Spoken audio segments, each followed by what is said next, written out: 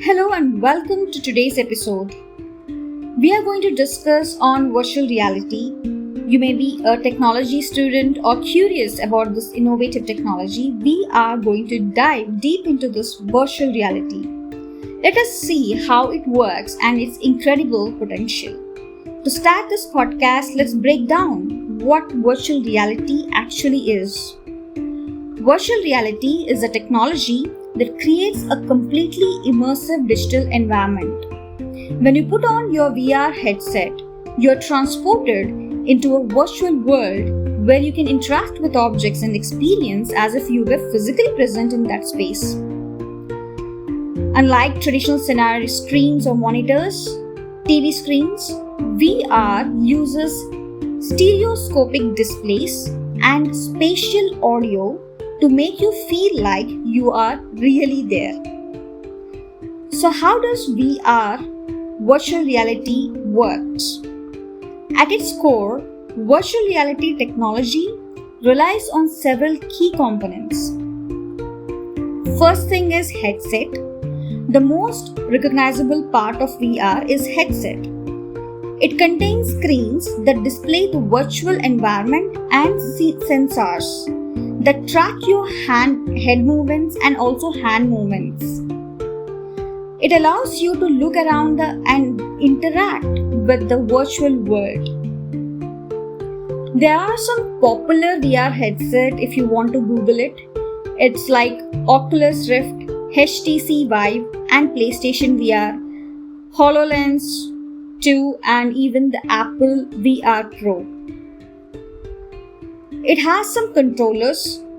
Unlike HoloLens, Oculus Rift, HTC Vive, PlayStation VR has controllers. These are handheld devices. It's like hand, that means you have to wear a device which looks like hand in the virtual environment. Whatever you operate, it looks like as if the hand is operating in real-time scenario.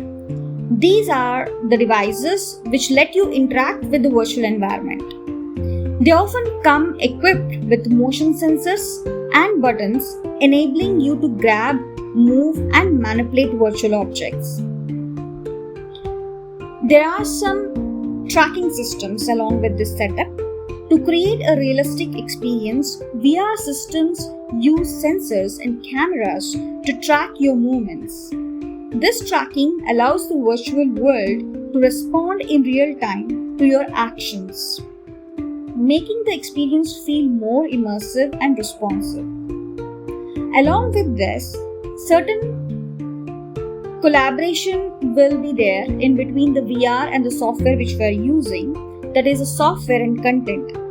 This includes the applications of the real-time training to gain practical knowledge. It will also include gamified content to be designed for VR. This will allow you to explore how things work in real-time scenario. Now let us talk about the incredible potential of virtual reality. The applications of this technology are vast and varied. First thing I would like to say that is in education and training. VR is transforming the way we learn and train. Imagine, there's a medical student practicing surgeries in a virtual operating room, or pilots flying simulated missions, defense trying to simulate the war zones. VR allows for safe, repeatable training scenarios. Yes, of course, you can repeat number of times to learn, understand, correct your mistakes. That can enhance skills and knowledge without real-world risks.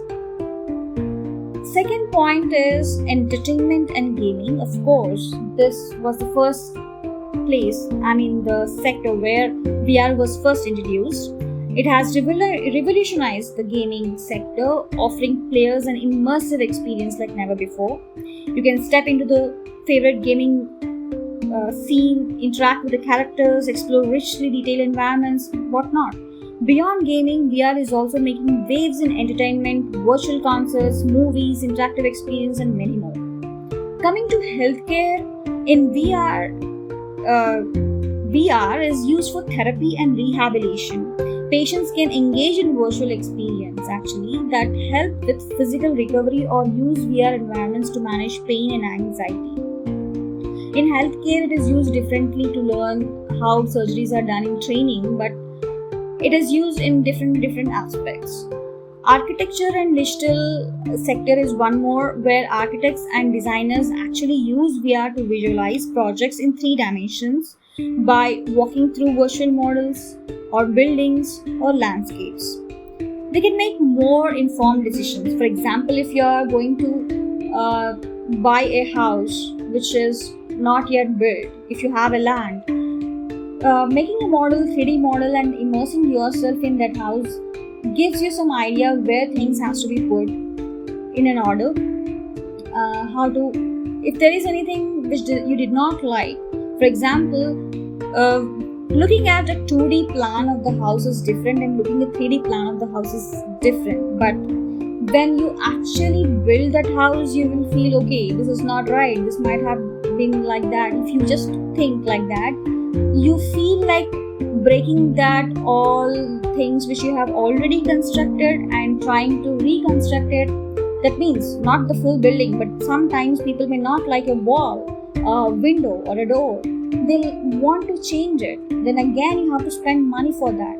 Before that, if you immerse yourself in your house, which is futuristic, before starting building, then you can feel that what is really suitable for you, what help makes you happy. If something goes wrong, you can correct it without wasting your money. That way, in architecture and design, it is really very helpful. Social interaction is also coming. This is also going to be applicable more and more nowadays. VR actually has a potential for social applications. Virtual worlds can serve as meeting places where people interact, collaborate, and socialize in ways that transcend physical location. It's like teleportation. As technology changes, tomorrow we may also feel like that, even get experience that we have entered into that environment much more realistically. So, VR technology continues to advance, and nowadays we are going to see a lot of improvements in this resolution, and users comfort is also very important. So sometimes wearing VR headset, they feel like they are over working in that. It's not like that. In future they are going to get used to it. The future of VR promises even more realistic and engaging experiences with possibilities like fully immersive virtual workspaces and more personalized adaptive content.